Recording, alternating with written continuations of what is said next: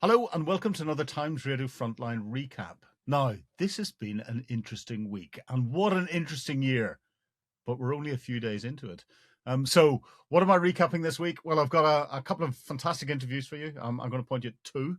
But as ever, can I recommend that you watch all of our interviews this week because they're fantastic. And of course, I'm Philip Ingram. I present Times Radio Frontline. I'm a former senior British military intelligence officer and global commentator on all matters defense, security, terrorism, cyber, and anything else that people ask me to talk about. But a few little snippets to give you a flavor for what's going on around the world this week. And as I'm recording this, we've just had reports in that an Oreshnik intermediate range ballistic missile has hit the Ukrainian city of Lviv. Look at that here.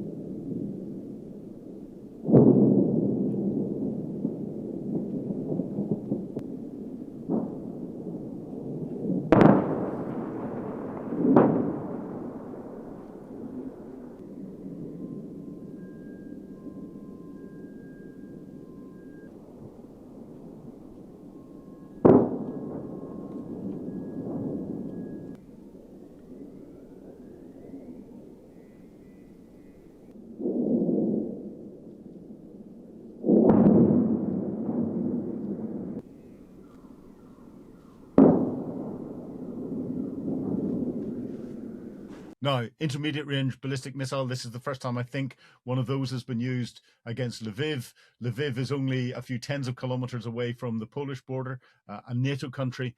In the intercontinental ballistic missile, a range of up to 5,000 kilometers. The Russians have said, is in retaliation for the Ukrainian drone attack against Putin's residence, which has already been dismissed by the CIA and other Western intelligence as a complete lie. Now, what does this say to me? This says to me that Vladimir Putin is worried. He is concerned. He's using his big missiles to try and threaten in a way that is not proportional to what's actually going on. I think Putin is running scared at the minute, and that's a good start to 2026. So the next thing I want to point you at is nothing to do with Ukraine. Well, it is, because all of this is linked. We've got some fantastic footage of US Marines boarding the oil tanker Sophia in the Caribbean only a few days ago. Have a look at this here. And of course, that was just a few days and almost the same as the US Special Forces boarding the tanker that used to be called the Bella One, or the Marinara, it was renamed to when it was reflagged from Guyana to Russia in the mid-Atlantic. A very audacious boarding. Of course, the tanker was boarded under US domestic law. It had been sanctioned for quite some time, and the Americans had tried to board it in the Caribbean, but it had turned around and disappeared off. Now, where the link is, the tanker was carrying Venezuelan, or going into Venezuela to try and carry Venezuelan oil. It had come from Iran, but it was also doing it on behalf of Russia. So there's that link between Venezuela, Iran, and Russia. And of course, a lot of that oil then goes off to China. There's the link into China that's coming. When we look at all of the conflicts that are developing around the world, we have to recognize that they're not focused in one particular region. They are all linked. And that link is the worrying point. We need to keep a close eye on it. We will for you on Times Radio Frontline. Getting back to Ukraine again, then our final little teaser is the meeting, the contact group meeting, or the meeting of the Coalition of the Willing, this time in Paris. And it starts off with President Zelensky of Ukraine coming down the steps of his aircraft and then going off to meet Emmanuel Macron, President of France. Have a look at this here. How are you?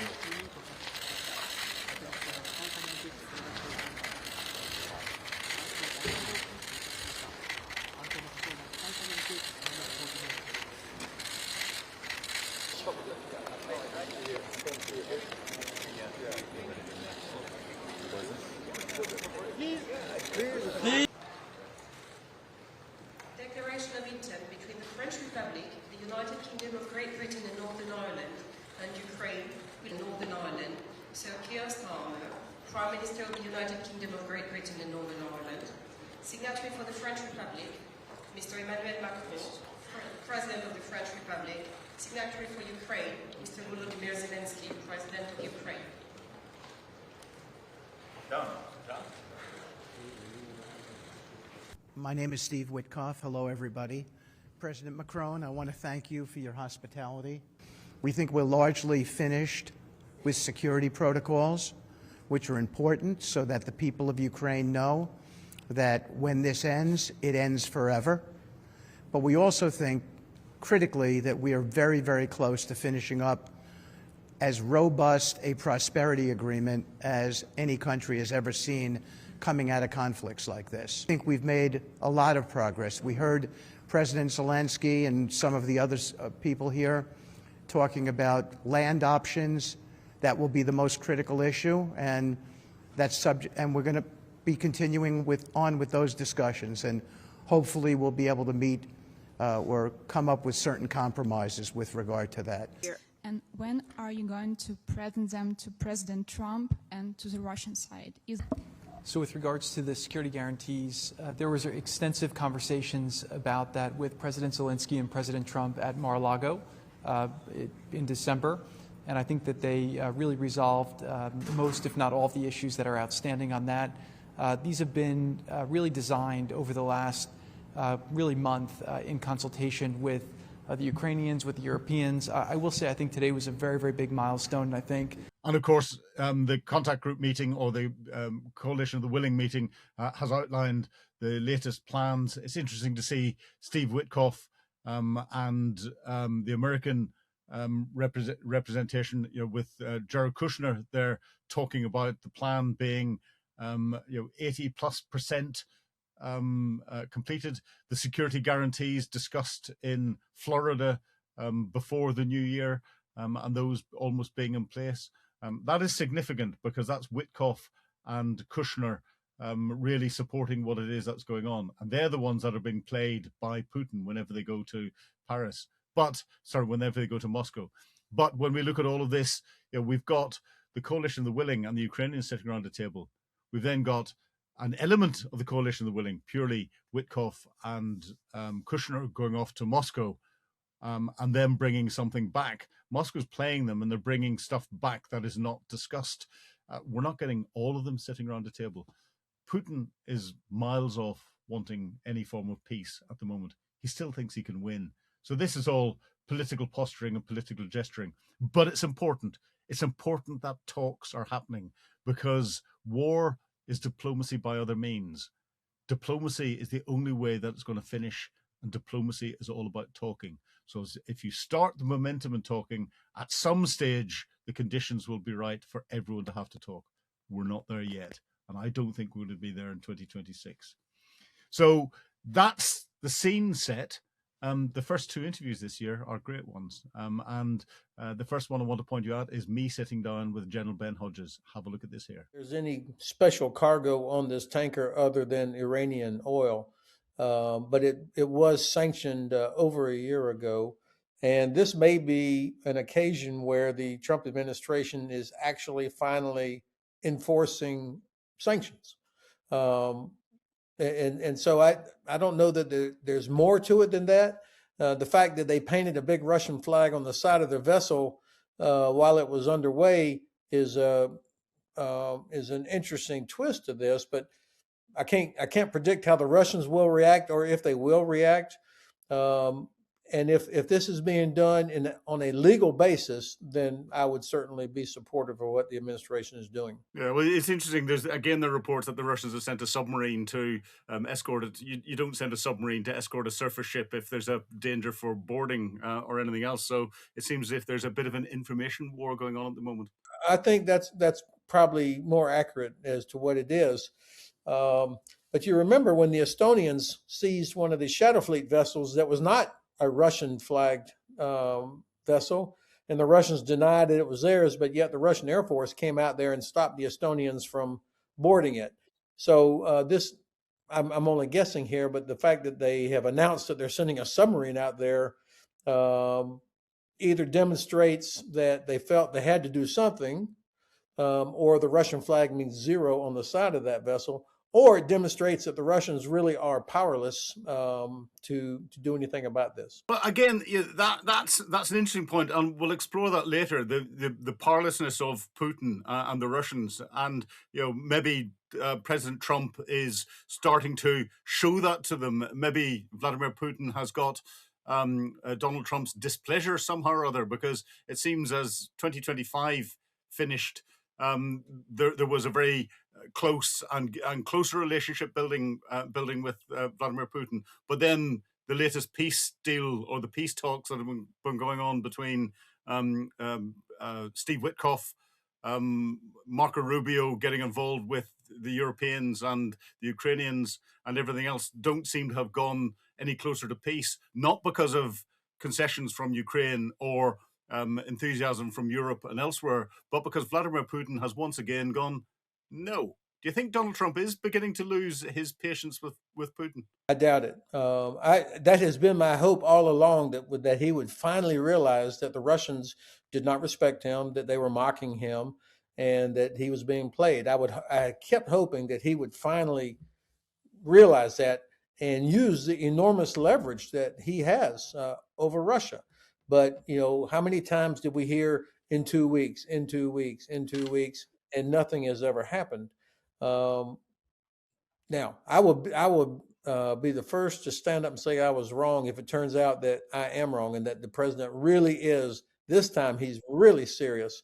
I'll believe it when I see sanctions on Russia being enforced and the United States taking real steps to stop the flow of Russian oil and gas to China and India, and taking real steps to help make sure that not only can Ukraine defend itself, but that the United States plays a prominent role in whatever sort of security guarantees might come out. If he doesn't do any of those, then this will be nothing. Well, it's interesting.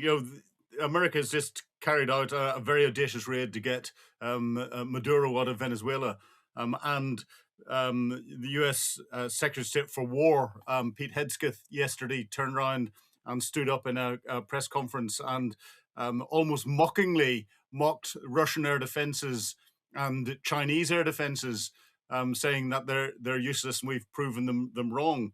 And the Russians had sent extra military capability to prop up Maduro and military advisors to help him prepare for any US operation. Yet Donald Trump seems to have ignored that and continued with his sort of support for Putin. How do you think he's balancing that off, giving two different messages out in two different areas? Honestly, I'm not sure. It's inappropriate for the Secretary of Defense, Mr. Hegseth, to be mocking the Chinese and Russian air defense. If you're a superpower, act like a superpower. Allow your equipment, your capabilities to speak for themselves, not doing what he's doing. Now, there's no doubt that Russian equipment has not performed very well, whether you're talking about in Syria or against Ukrainians or in even Armenia, Iran, other places. So this has not been a good couple of years for the Russian defense industry. But it's also important to keep in mind before we get too excited about this, the level of training and maintenance is just as important as the quality of the technology. And I'm not so sure that even the best Russian air defense system in the hands of Venezuelan or Cuban or Iranian air defenders is going to be, if that's a good assessment of the quality of what Russia might have for itself. And with this, I think General Ben and myself, we put the world to rights. We talk about the tanker seizure. We talk about Trump and what Trump's intent is. We talk about what's going on inside Ukraine. We talk about the links between Venezuela and other wider geopolitics. If ever there was an interview which in a relatively short period of time, and I'm not talking about just this clip, but this clip takes us around the world and we put most of the world to rights. General Ben is fantastic. His understanding of what's going on is balanced, based on experience, based on capability, and we have a good chat. I knew General Ben many years ago whenever we were both working on operations in the Balkans. He was significantly more senior than I was at the time, but it was a privilege working as part of an organization he was very, very high up in. But we put the world to rights, and his understanding of what's going on is something that sets the conditions for us to measure what is going on and what we're going to talk about through the rest of this year. It'll be good to get him back on again and compare what he has talked about in this interview and what is actually happening on the ground. A very balanced and measured opinion. The second interview and final interview I want to point you at this week is with Jimmy Rushton. And Jimmy is talking about some of the more tactical events that are happening inside Ukraine. Have a look at this here. The situation is that Ukraine controls the vast majority of that city. There are a few hundred Russian soldiers still in the center. They are encircled. Ukraine is clearing the city at this point. These soldiers are trapped, and if they don't surrender, they'll be killed essentially. It's interesting. You saw, I think you saw a demonstration of how Putin is told a systematic kind of campaign of lies from the Russian military, because he was told that Russia captured Kupiansk, which is why he came out and made this big statement saying that Russia had captured Kupiansk, when in fact the opposite was true, that Ukraine was in the process of staging an effective counteroffensive led by Azov Corps of the National Guard and others. And yeah, they pushed the Russians back. They surrounded the remains of the Russian military that's still in the city. Russia is now trying to push some forces back into the city. They're using their standard tactic of using very small numbers of infantry, moving from cover to cover, attempting to evade detection. But at this point, it doesn't seem to be working. They've also tried to infiltrate via a pipeline again. They've done this multiple times. They stuff their guys into these old abandoned oil and gas pipelines and try and circumvent Ukrainian defenses that way. It has worked a couple of times, but Ukrainians are generally wise to that strategy by now, and they've been keeping a close eye on all these potential points of ingress. So yeah, it's in Kupiansk. It's very much in Ukrainians' favor, and the Russians. It was very embarrassing for them because they claimed that they captured it, and then Zelensky obviously turned up, did his famous video selfie outside of the city, to the point where the Russians sent an FPV drone to strike the sign so that they could try and claim that no, Zelensky couldn't have been there because the sign looks slightly different. Well, it did look different. That's because they used a drone to blow it up. But that kind of shows that the depth of the Russian kind of cope and the Russian kind of embarrassment that Zelensky was able to do this. Because again, like I've said this multiple times, but Zelensky has a significant amount of personal bravery. He is a brave man, something which Putin absolutely is not. Yeah, and on those areas, especially Zaporizhzhia, while the last round of talks was going on, we heard that order come out of the Kremlin from Putin for Russian troops to try and seize Zaporizhzhia itself. Is that likely to happen? I mean, where's this come from, or is this just the Kremlin still trying to put more pressure onto these talks? I mean, they are making advances in Zaporizhzhia Oblast, but at the actual city of Zaporizhzhia, no, that's a fantasy. It's a very large city. It straddles the river Dnipro. It would be very, very difficult for Russia to take. It would require, huge numbers of troops, which they really don't have. And if Ukraine was determined to defend, which they obviously would be, it would take huge amounts of casualties to take. And then, what would they gain if they take Zaporizhzhia? They'd almost certainly reduce it to ruins in the process. And again, it's just another ruined city, town that Russia has taken, which will never have any economic potential in Putin's lifetime. So, could they focus all their efforts in advancing towards Zaporizhzhia? They could, but at the moment, the main effort is in Donetsk again. So, I think it's an idle threat at the moment, but it indicates the Russian intent, really, and it indicates the view that they're not just going to be satisfied with Donetsk, regardless of what they say. They want at least Kherson and Zaporizhzhia Oblast in their entirety, and they probably want more than that as well.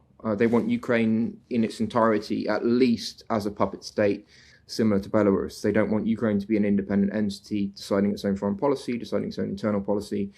They want it to be completely under the control of the Kremlin. And another sign of that, which came alongside those orders to seize Zaporizhzhia city, was these orders to advance into northern Ukraine. Now, we know that had already really been going on, but there's been some... Putin has now specifically said that he wants Russian troops to take Sumy and Kharkiv regions. That's presumably the same level of almost pipe dream as trying to seize Zaporizhzhia in 2026. I mean, it's even more fantastical, to be honest. Kharkiv, it's a massive city. Russia couldn't take that in years. I mean, literally. It's just not going to happen. Sumy as well. They did try and push towards Sumy, and they got, a few 10, 15 kilometers from the border, and then the Ukrainians managed to push them back. Similar in Kharkiv Oblast in 2024. They pushed into Vovchansk and to the left of Vovchansk on the other side of the river towards the north west of Kharkiv. And again, they got 10, 15, 20 kilometers from the border, but then the Ukrainians pushed them back. So what did they manage to achieve in Kharkiv? Well, they reduced a Ukrainian town, Vovchansk, to ruins again. They sacrificed, tens of thousands of Russian soldiers' lives. they did divert the Ukrainian attention, but at the same time they diverted Russian resources which they could have used to further their advances in Donetsk and other more probably important parts of the front. So arguably it was a strategic mistake to open that front. They haven't really gained anything from it. And they could attempt to push further in that direction. But again, it would mean diverting forces from their main efforts, which are generally in the Donetsk Oblast. And of course, the main topic that Jimmy's talking about is Kupiansk, and the fascinating situation where the Russians had claimed that they had captured Kupiansk. The Vladimir Putin had even given the general in charge of the forces responsible for it one of the highest awards that he could. And then we get President Zelensky very bravely, as Jimmy says, turning up outside the sign outside Kupiansk and taking a selfie, because the Ukrainians have actually pushed the Russians out of most of the city, surrounding the last 100 or so in a small pocket and just forcing them into a position where they're going to have to surrender. And then, in typical Russian style, as Jimmy describes, the Russians then attacked the sign outside Kupiansk with a drone to make it look slightly different, and took a picture and said, "Oh, the sign is very different to the one that's behind Zelensky. Zelensky was bluffing. He must have been there much earlier. This is what it looks like currently." This is Maskarovka, masking Russian style, or Varanya, which is just to lie, which is what the Russians do all of the time. And Jimmy gives a really good understanding of the tactical situation that's going on the ground, because, of course, he's there. He's living Ukraine, and his views on what's happening within the Ukrainian military, what's happening tactically, but what's happening with the Ukrainian people are fascinating. So I can't recommend his interview more highly. So that's all I've got for you this week. Thank you for watching. Remember, please sign up for Times Radio membership, because that'll give you exclusive access to our videos early, and allow you to put your questions in our Q&A that I answer on a weekly basis. And of course, if you want, you can get Times Radio Frontline on your favorite podcast channel. Just search for Times Radio Frontline. Thank you. Goodbye.